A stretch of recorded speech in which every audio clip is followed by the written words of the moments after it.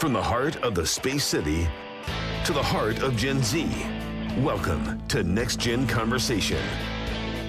Not Dad's Talk Radio. Ethan talks to you about the issues and events that matter to our generation.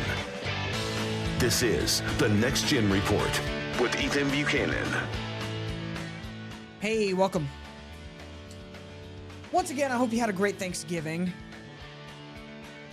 That's one of my all-time favorite holidays. It really is. It does not get the credit it deserves. One of the reasons that I'm such a hardliner on when you can start celebrating Christmas is because I love Thanksgiving so much, and I want Thanksgiving to get its due respect. I feel like it doesn't get that a lot of the times, but anyway, we have got a lot to talk about today. It has been busy. It's been a busy Thanksgiving. I ended up doing a show on Sunday when I wasn't planning to. I was planning on taking that evening off. I didn't because there was just so much that we had to talk about. It needed to be discussed, and it was discussed. And so, yeah, here we are. I want to start this show off with something a little bit lighter because we had a rough Thanksgiving. You know, it was a very serious show. If you haven't listened to it, it is important. You should go listen to it. It's on the podcast. You can find it right now. The Next Gen Report, wherever you get podcasts. Go listen to it. It is important. But let's start off on a little bit of a kind of lighter note. We're going to talk about some local stuff. We don't do that as much as we should. I should. But we're going to do it today. There's plenty of local stuff going on, so we're going to talk about it. Starting with Lena Hidalgo. Harris County Judge Lena Hidalgo announces, quote, painful split from husband after 1 year of marriage. And there's a picture of them right after they got engaged, looking all cute with the skyline in the background. And it ended. It got blown up. Which I don't tend to comment on celebrity gossip at all because I don't care. But this is sort of celebrity gossip that I think is worth my attention because this is the county judge. But anyway, let's dig into her announcement here. So here it is on Instagram. This is where I first saw it, and I thought this was crazy. She announced on her 1 year anniversary that she had split from her husband, who, for the record, she had been with for 9 years before that. She was with this guy for 9 years, married him precisely one time, and a year after that, they've split up. So here's the announcement. Our wedding day was the best day of my life so far, perhaps because my life with David has been incredible. It's been over half of my adult life, full of joy, new experiences, major changes. So the whole time I'm reading this, I'm thinking, okay, yeah, this is a nice, normal anniversary post. Because that's what it sounds like. Incredible friendships, successes, companionship, growth, support, and deep love. We are a fantastic team. Well, apparently you're not that good. Our time together has also seen challenges. Okay, this is, still normal, but starting to get a little fishy. Of course, but we've worked hard and availed ourselves of resources to weather those and strengthen our relationship. Okay, nice. Yeah, happy 1 year anniversary. This is great. This year, life took a turn that made us see things differently. That was out of left field. Where'd that come from? So very much unexpectedly, this day of our anniversary, David and I are separated. It's not what either of us wanted. It's what we confidently, though painfully, feel is best. I mean, the definition of out of left field. The definition. But then again, it wasn't. If you follow Lena Hidalgo, if you know who this person is, you saw this coming a mile away. I famously predicted amongst friends that this marriage would last not more than 2 years. I thought it would get up to about 2 years. I didn't even expect it to make it just one. I thought for sure they'd clear the 2 year mark and call it quits there. I expected this post a year from now, but I did expect it. So this makes a lot more sense when you realize the kind of person Lena Hidalgo is. She's mentally ill. Openly, by the way. That's not just me saying that and being mean. She admits this. She talks about this. She goes in front of Commissioner's Court and complains about it. So this is well known. I'm not shaming her for it. I'm stating a fact. She is mentally ill. She's also a narcissist. And here's a good example of this. Harris County Judge Lena Hidalgo accused of disrespect at slain corporal's funeral. This is from 2022. It's a little bit older. But if you follow news and local news, and you have been for some time, you'll remember this incident. There are few services more somber and more sacred than those honoring a fallen law officer, and yet the funeral of slain Corporal Charles Galloway with Harris County Precinct 5 constables now lies under a shroud of controversy, with Lena Hidalgo accused of being the instigator. So apparently what she had done was try to make herself essentially the center of attention at this funeral. She was welcome to attend, but she wasn't necessarily, part of the entourage, part of the honoraries at this funeral. And anyone who's been to a funeral knows what I'm talking about. One of the people that's there to, I guess give a speech or stand behind the casket during the eulogy, any of those things like that. She was just invited to be there, and she had a reserved seat, but no, she wanted to be part of the procession and stand with the pallbearers and la-di-da-di-da. And you can read all the details in this article. It's narcissism. She wanted to make this slain officer's funeral about herself. And when she got checked on it by members of law enforcement, she fussed at them for it. She has a pattern of doing this. And when you realize what a deranged, mentally ill narcissist she is, it's not surprising in the least bit that she got divorced. Because no kidding. I mean, the only mystery here is how in the world did she make it 9 years with this guy and then marry him? And that was the breaking point. It's just wild. It's just wild. Who I really feel bad for is her husband. And I'll explain to you why. Tony Ortiz at Current Revolt dug this up. In a Vogue article promoting Hidalgo and her marriage, Hidalgo mentions that she was able to feel comfortable marrying her now ex after he used half of his life savings to pay her medical bills. Here she is, quoted in the Vogue article, "What I didn't always tell everyone is that David had used the bulk of his savings to pay off a massive bill I'd received for my mental health treatment." So because she was so crazy, she racked up all this medical debt trying to get uncrazy. Spoiler alert, it didn't work. And then she married this guy after having taken all his savings, and now they're getting divorced. Or they're split. I don't know if they're officially getting divorced or they're just split or what have you. But assuming they get divorced, which would be where my betting money is going, that's even more money out of this guy's pocket because he's going to have to get a lawyer for sure. So, I mean, as a guy, as a proud proponent of the bro code, I feel terrible for this poor dude that she married, who John Whitmire famously called a nerd in their engagement pictures. But anyway, we got a lot coming up. Very important topics. Just wanted to share something fun with you before we really get rolling. We'll be right back after this quick break. This is the Next Gen Report.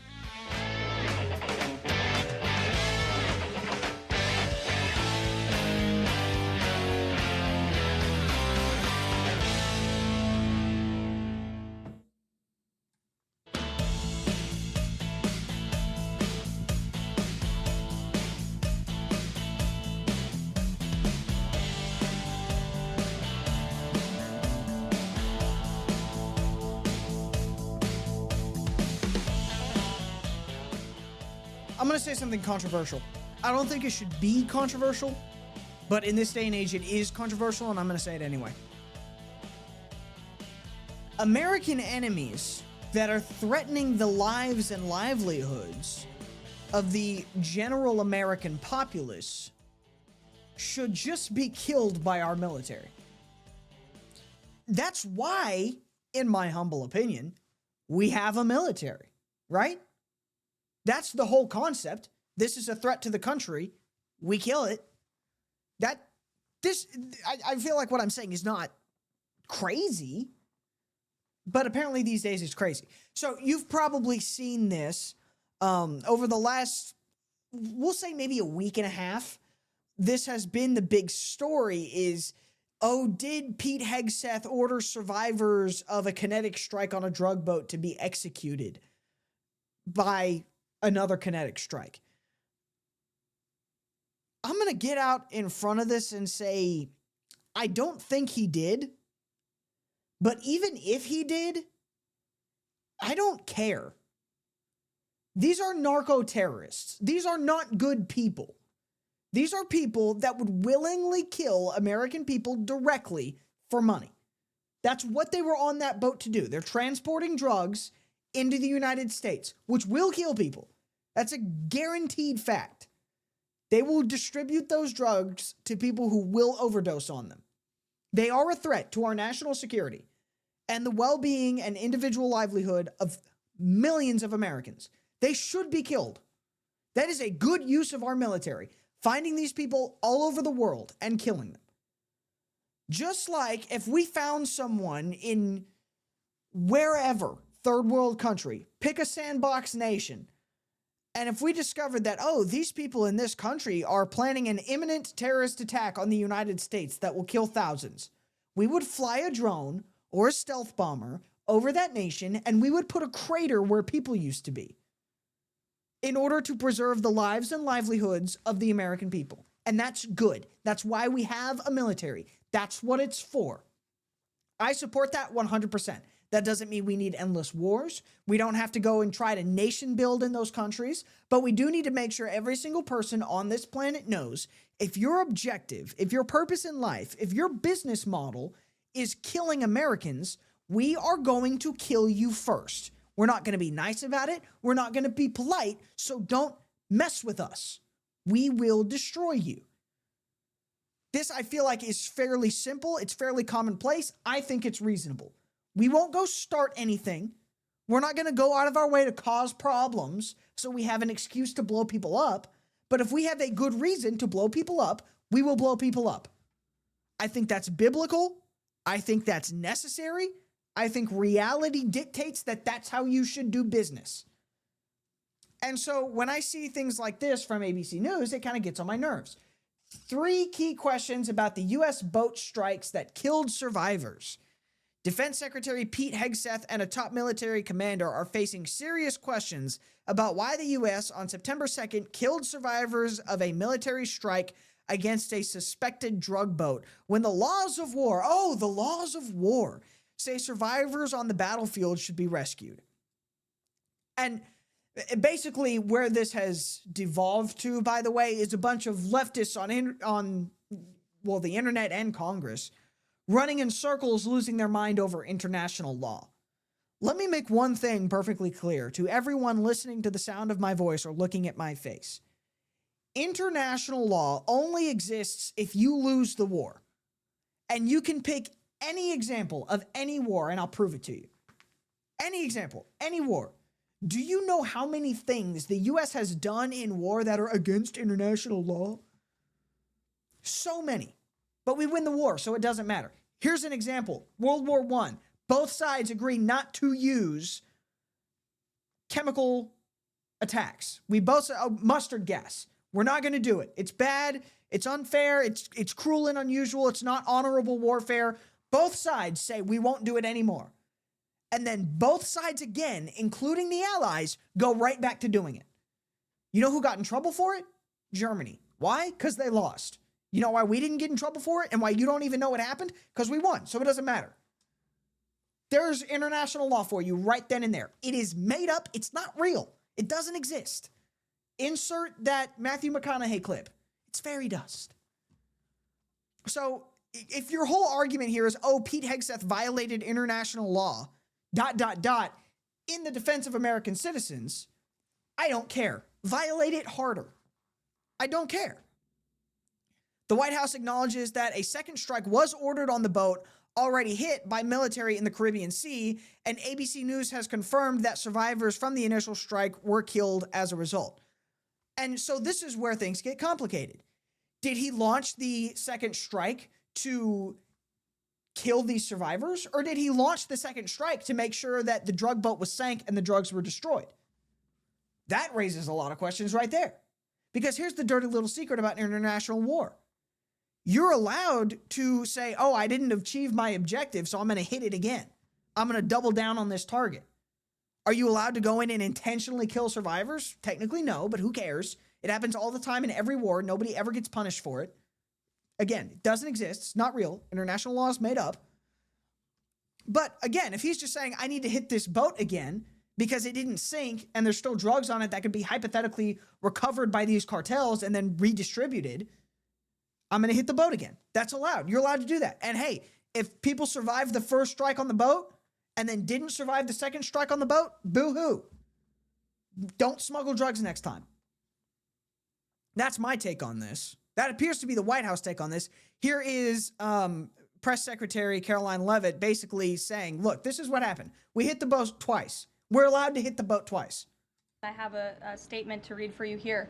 President Trump and Secretary Hegseth have made it clear that presidentially designated narco-terrorist groups are subject to lethal targeting in accordance with the laws of war.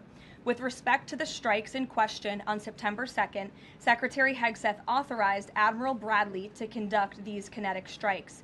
Admiral Bradley worked well within his authority and the law, directing the engagement to ensure the boat was destroyed and the threat to the United States of America was eliminated. And I would just add one more point to remind the American public why these lethal strikes are taking place. Because this administration has designated these narco-terrorists as foreign terrorist organizations. The president has a right to take them out if they are threatening the United States of America and if they are bringing illegal narcotics that are killing our citizens at a record rate, which is what they are doing. And under the previous administration, there was enough fentanyl trafficked into our country to kill every American man, woman, and child many times over. And so that's why you've seen a drastic difference in this administration's policy with respect to the last, and it's one of the many reasons the American public reelected this president and support this Secretary of War in conducting these strikes. Amen. Hit him again.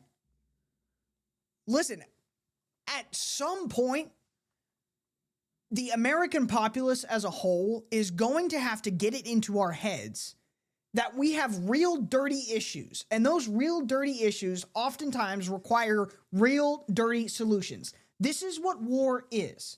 This is what terrorism is. This is what drug trading is. It's not clean. It's not simple and dry cut. Sometimes you're going to have people that maybe survived the first strike on a boat that you have to kill because you've got to make sure that boat is sank so that those drugs do not kill more American citizens. And that's where my concern is. That's where this administration's concern is.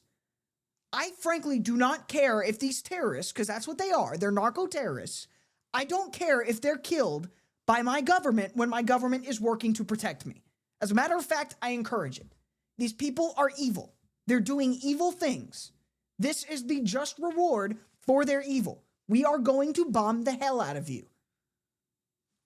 If you have a problem with that, I don't know what to tell you. Move to Venezuela and join the cartels, and you can fight for them.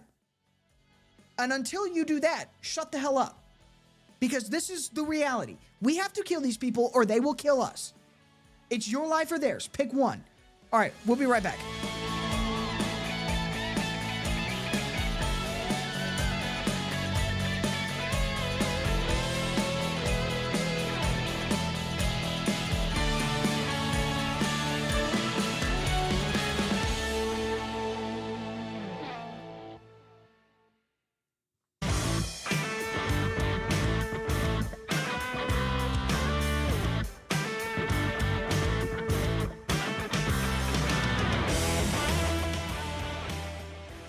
All right, let's stay on this for a minute. We had what I think was a very good cabinet meeting yesterday. And we'll talk a little bit about that. Gosh, I can't speak. On Sunday, because there's a lot in that I want to cover. But I want to focus specifically, Pete Hegseth, the Secretary of War, addressed this cartel boat bombing. And he essentially made the point that I made, which is, listen, this is war. It's a dirty business. It's a nasty business. Things happen that aren't necessarily nice. Not everybody has their right to due process or what have you in war, because it's war. In war, people die without getting a trial. They're executed by the government without trial. That's what war is. It's seeing an enemy combatant and executing them for the crime of being an enemy combatant. This is what warfare is. Wake up. This is real life. This isn't a war movie where everybody looks themselves in the eye and has a heart-to-heart and soldiers very thoughtfully lower their rifles and come together in a moment of humanity. No, this is reality. People die. People kill people. This is what we're dealing with. It's their people or our people. This is it. And in those realities, things get messy. Maybe after the first strike, there's some survivors and you have to hit them again. because the objective wasn't just to knock out the boat or stop its motor or inconvenience them. The objective was destroy the boat and the drugs. So if the boat's still floating and the drugs are still hypothetically in it, hit it again. Even if there might possibly be some survivors on the boat, because the objective is destroy the boat. And then once these people are done, maybe we can have a conversation about, pulling them out of the water, I guess, but that's not even a realistic situation. So I don't understand what the left wants here other than don't drone strike the drug boats, which the only reason you would want that is because you want more fentanyl. So here we are back at the beginning. But anyway, I say all that to say, here is Pete Hegseth saying, look, this is warfare. It's a dirty business, but it's necessary. Take a listen. You didn't see any survivors, to be clear, after that first strike. You personally? I did not personally see survivors, but I stand, because the thing was on fire. It was exploded in fire or smoke. You can't see anything. You got digital. This is called the fog of war. This is what you in the press don't understand. You sit in your air-conditioned offices or up on Capitol Hill and you nitpick and you plant fake stories in the Washington Post about kill everybody, phrases on anonymous sources not based in anything, not based in any truth at all. And then you want to throw out really irresponsible terms about American heroes, about the judgment that they made. I wrote a whole book on this topic because of what politicians and the press does to warfighters. President Trump has empowered commanders to do what is necessary, which is dark and difficult things in the dead of night on behalf of the American people. We support them, and we will stop the poisoning of the American people. There you go. We will stop the poisoning of the American people. That's necessary. That's good. That's noble. These are righteous killings. And I said earlier that I thought it was biblical. I stand by that. If you read the book of Romans, it clearly says the government has the sword. The government does have the sword. Not just to sit there and look at it and say, oh, what a nice sword. No, it's there to be wielded against our enemies, in defense of us. That's why we pay for all these extravagant drones and bomber planes and helicopters and advanced weaponry and all this garbage that costs the taxpayer hundreds of billions of dollars every year. We don't pay for that just so we can say we have it. We pay for it so we can use it to defend ourselves. I see no problem with this, but the left does. They're very upset about this. I saw this tweet. I thought this was kind of funny. Laura Regaro. I don't have any idea who this woman is. Pete Hegseth literally posted that his intent is to kill. Why isn't anything being done about it? What would you propose we do? What do you mean, oh, his intent is to kill? Yeah, no kidding. He's the Secretary of War. His job is to kill people on behalf of the United States. So why are we sitting here going, oh my God, how could he say his intent is to kill? What the hell do you expect? This was the top comment. Well, it isn't the Secretary of Backgammon, Laura. Exactly. It's not. You have to kill these people. That's the reality. These are terrorists that will kill us if we don't kill them first. So we should kill them. That's what war is for. So what you want when you look at situations like this is say, okay, are the leaders that we're putting into positions of deciding when we kill, are those people trustworthy? Are the people they're deciding to kill the type of people that we should be killing? And I think in this case, the answer is clearly yes. Unless you would say, no, we want the narco-terrorists to win. We want fentanyl pouring into this country, killing Americans. If that's your position, fine. I think you're crazy. But fair enough. Again, nobody has the capacity to sit and look at what the reality on the ground is. Like, we can sit and say what would be nice and, oh, if we lived in a perfect world all day long. Here's the hard truth. We don't live in a perfect world. We don't. We live in a sinful, fallen world where there is danger all of the time. And I've said this before and I'll say it again. You personally should be prepared to kill should it be necessary. You should pray to God it never becomes necessary for you personally to take a human life. But in the event where you or your family or someone in your immediate vicinity is threatened and it comes down to a choice of being your life or some robber, some thug, some murderer's life, There's not going to be some Disney moment where you say, oh, you don't want to do this. And you both lower your guns like that Michael Jackson bit. There may very well come a point in time where you are put in a position where you have to say, am I going to take a life or allow my life or the life of my friends and family to be taken? These are the realities of the world we live in. And that's true on a global geopolitical scale as well. So that's why we elect hardline politicians who say, I will defend my country and I will kill you to do it. I have no problem with this. Anyway, let's move on from that. I could stay on this topic for forever. I have some very, very deeply seated beliefs about what kind of righteous warfare and honorable warfare and, righteous self-defense are. All of that is rooted in very deep religious beliefs, political beliefs, practical beliefs, all of those things. I could stay on that topic for literally 5 years, and we just don't have that kind of time. So let's jump to Somalia. Here is another really good moment from this cabinet meeting. Here is Secretary of State Kristi Noem calling out the just insane amounts of fraud that are going on right now in Minnesota with the Somalian population there. And if you're not familiar with what's going on there, I don't think it can be overstated how overrun with Somali immigrants Minnesota has become. And it is, and I truly mean this, it is starting to look like it's not even a part of America anymore. Like if you look at Minneapolis, like it's very difficult to say, oh yes, this is a functioning American city. There's maybe an argument to be made that it's a functioning Somalian city, but I think even that's probably not the case. Just to give you an idea before we play this clip, Comer targets Walz in new House investigation, citing nearly $1 billion in alleged Minnesota fraud.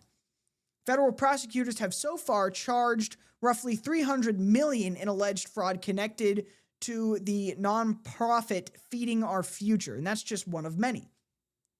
Minnesota Governor Tim Walz was warned about massive fraud in a pandemic food aid program for children, yet he failed to act, according to Chairman James Comer. And of course, this follows after a bunch of whistleblowers from Minnesota.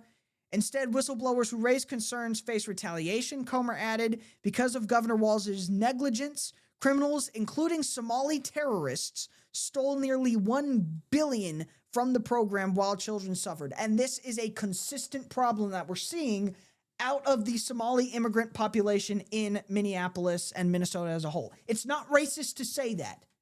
It's the facts. There is a huge population of Somali immigrants in Minnesota, and there is a huge amount of fraud and abuse and stealing and various other crimes within that population, which shouldn't be surprising because if you look at the nation of Somalia, where a massive majority of these people were born and raised before coming here, that's what we see in Somalia.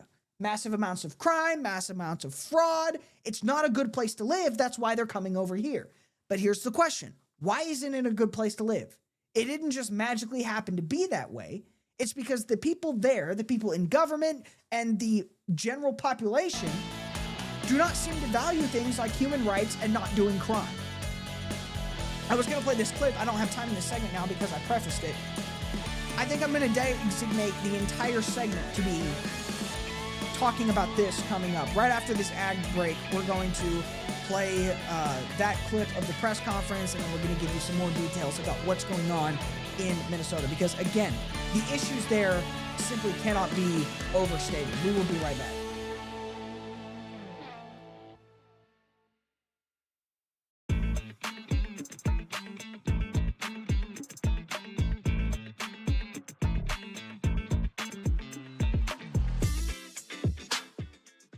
All right, so let's talk about what's actually going on in Minneapolis. And again, I cannot preface this enough.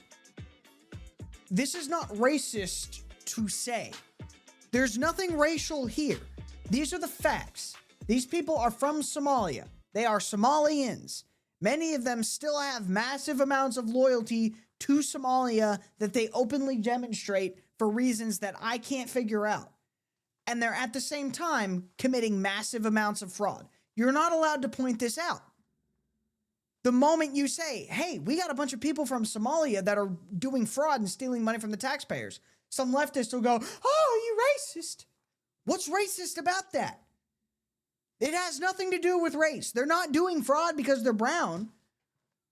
They're just doing fraud and they're from Somalia.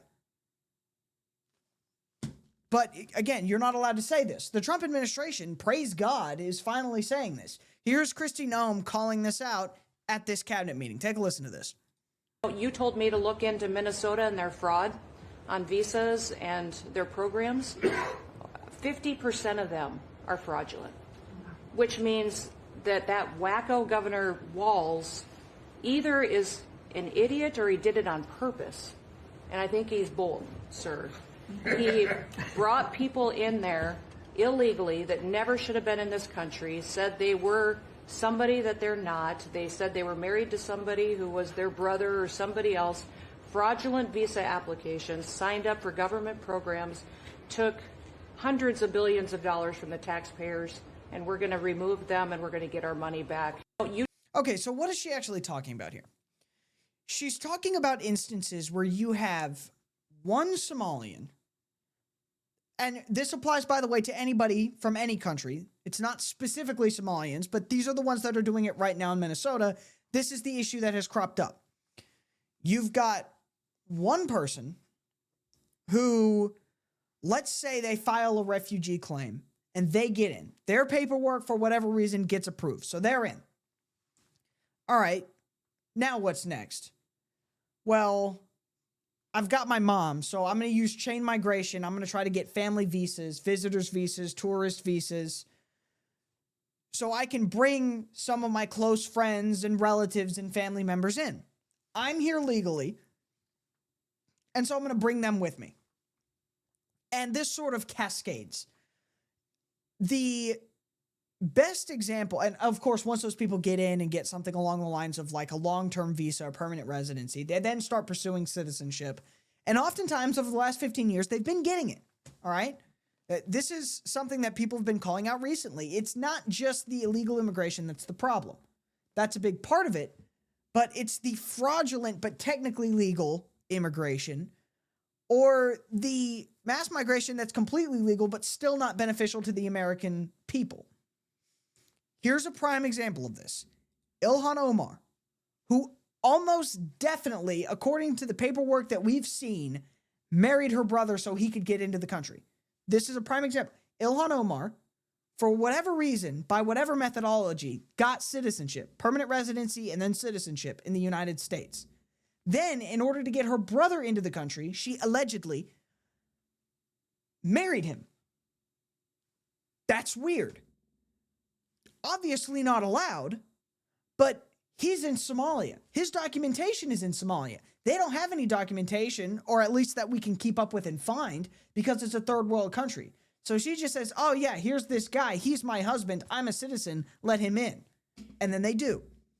Ilhan Omar did marry her brother and said she would, quote, do what she had to do to get him, quote, papers to keep him in the U.S., reveals Somali community leader. This is the Daily Mail reporting this.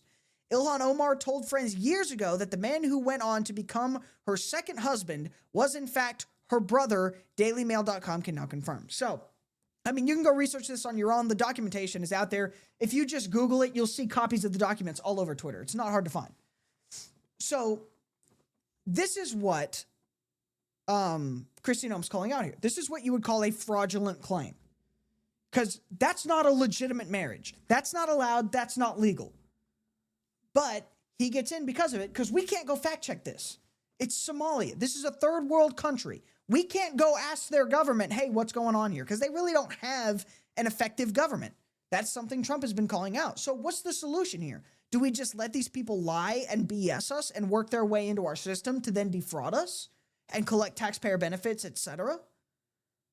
The argument from the Trump administration is right now, no. So if we can't verify everything you're telling us, and we can't do a thorough background check on you, make sure you are who you say you are, make sure you're here for what you're saying you're here for, and make sure that while you're here, you're a benefit to us, then we're just not going to let you in. That's reasonable. We don't want people coming in just to get citizenship and then draw on our welfare. We don't want people coming in to just take our benefits and our handouts, our charity that we give to refugees. We don't want people taking advantage of that either. But that's what's been happening in Somalia. And we're finally calling this out. Trump is calling this out here. Here he is again in this press conference saying, hey, listen, we've got this problem and it's a real demonstrable problem. These people, one, if you look at Ilhan Omar, are not grateful to be here. They don't want to be here. She openly says, I've played you the clip before on this show, I'm here for Somalia. I'm here to represent Somalia in the U.S. Congress. Her words. She said it in Somali, and I'm saying it in English, but she said it. Trump is saying, we don't want those people. We don't want people who come here just to take advantage of us and then complain about how racist we are when we call out the fact that they're taking advantage of us. Take it away, Donald. And they contribute nothing. The welfare is like 88%. They contribute nothing. I don't want them in our country, I'll be honest with you, okay? Somebody would say, oh, that's not politically correct. I don't care. I don't want them in our country. Their country's no good for a reason. Their country stinks, and we don't want them in our country. I could say that about other countries, too. I can say it about other countries, too. We don't want them to hell. We have to rebuild our country. You know, our country's at a tipping point. We could go bad. We're at a tipping point. I don't know if people mind me saying that, but I'm saying it. We could go one way or the other, and we're going to go the wrong way if we keep taking in garbage into our country. Ilhan Omar is garbage. She's garbage. Her friends are garbage. These aren't people that work. These aren't people that say, let's go, come on, let's make this place great. These are people that do nothing but complain. They complain. And from where they came from, they got nothing. You know, they came from paradise, and they said, this isn't paradise. But when they come from hell, and they complain, and do nothing but bitch, we don't want them in our country. Let them go back to where they came from and fix it. Okay. Thank you very much, everybody. And then massive applause from the crowd. And he's exactly right. Nothing that he said should be controversial. If you care about America and you want what's best for America and American citizens, what he just said is completely true. These people are coming en masse, some of them legally, some of them illegally. And why are they coming here? They're not coming here because they want to be Americans. They want to come here because they've so wrecked their own country, and they see a nation that's prosperous and think, oh, well, I can just take that. I've wrecked my thing. I'm going to take their thing. It's like in the Bible when those two ladies that both have kids and they're living together, and that one lady sleeps and rolls over onto her child and kills her child and then steals her other or her neighbor's child. And that's what we're dealing with on a national level. We've got these Somalians that killed their country, and now they're coming over here and trying to take ours, take from us.